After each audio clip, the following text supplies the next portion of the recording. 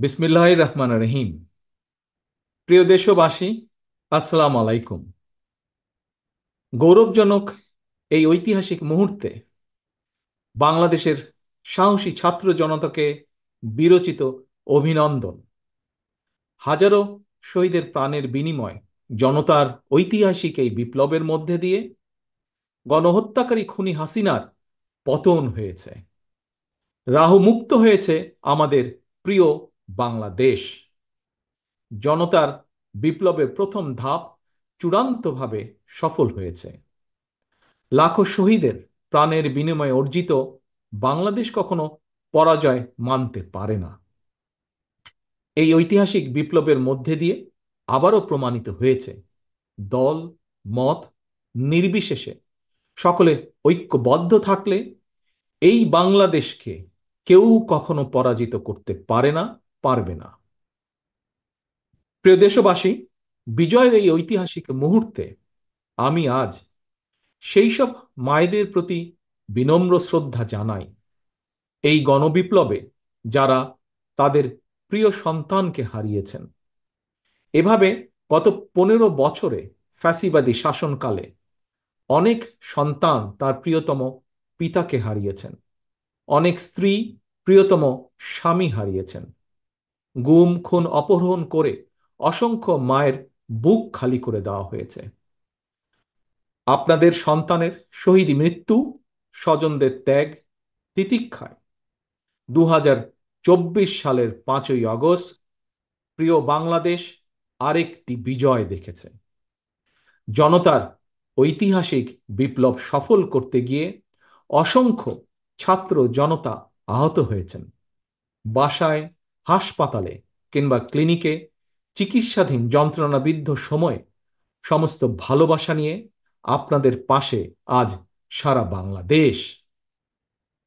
খুনি হাসিনার বিরুদ্ধে আন্দোলন করতে গিয়ে অসংখ্য মানুষ মিথ্যে মামলা ও রাজনৈতিক উদ্দেশ্য প্রণোদিত মামলায় গ্রেফতারের শিকার হয়েছেন, কারাগারে নিক্ষিপ্ত হয়েছেন।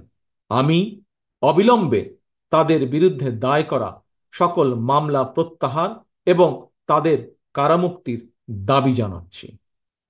একই সঙ্গে ছাত্রছাত্রীরা যাতে আবার স্বাভাবিকভাবে হলে, হোস্টেলে, ক্লাসে ফিরতে পারেন এবং পরীক্ষায় অংশ নিতে পারেন, আশা করি সেই পদক্ষেপ দ্রুত গ্রহণ করা হবে। প্রিয় দেশবাসী, দেশের 18 কোটি মানুষকে জিম্মি করে 12.5 কোটি ভোটারের ভোটের অধিকার কেড়ে নিয়ে বাংলাদেশকে তাবেদার রাষ্ট্রে পরিণত করা হয়েছিল। হত্যাকারী, গণহত্যাকারী খুনি হাসিনার পতনের মধ্যে দিয়ে জনগণ তাদের গণতন্ত্র, মানবাধিকার, লুণ্ঠিত ভোটের অধিকার পুনঃপ্রতিষ্ঠার পথ সুগম করেছে। এর মধ্যে দিয়ে জনগণের বিপ্লবের প্রথম ধাপ সফলভাবে সম্পন্ন হয়েছে।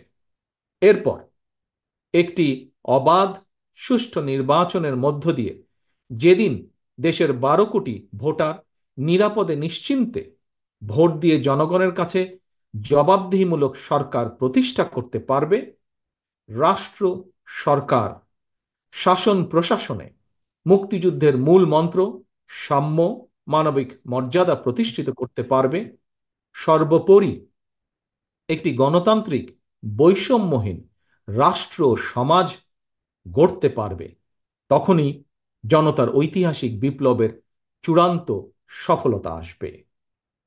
প্রিয় দেশবাসী, জনতার ঐতিহাসিক বিপ্লবকে চূড়ান্ত লক্ষ্যে পৌঁছতে তাই যথাসম্ভব দ্রুততম সময়ের মধ্যে একটি অবাধ, সুষ্ঠু, নিরপেক্ষ নির্বাচনের আয়োজন করতে হবে। জনগণের দ্বারা নির্বাচিত প্রতিনিধিদের কাছে দ্রুততম সময়ের মধ্যে অবশ্যই ক্ষমতা হস্তান্তর করতে হবে। একটি বৈষম্যহীন গণতান্ত্রিক বাংলাদেশ প্রতিষ্ঠার লক্ষ্যে একটি অবাধ, সুষ্ঠু নির্বাচন আয়োজনের জন্য বিএনপি সহ বাংলাদেশের প্রতিটি গণতান্ত্রিক রাজনৈতিক দল সব রকমের সহযোগিতা করবে। প্রিয় দেশবাসী, এবার আমি আপনাদের কাছে একটি বিনীত আহ্বান রাখতে চাই।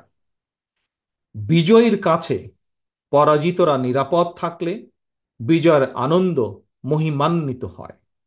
সুতরাং বিজয়ের এই আনন্দঘন সময়ে রাহুমুক্তির এই ঐতিহাসিক মুহূর্ত শান্তভাবে উদযাপন করুন। অনুগ্রহ করে কেউ প্রতিশোধ কিংবা প্রতিহিংসা পরায়ণ হবেন না। কেউ নিজের হাতে দয়া করে আইন তুলে নেবেন না।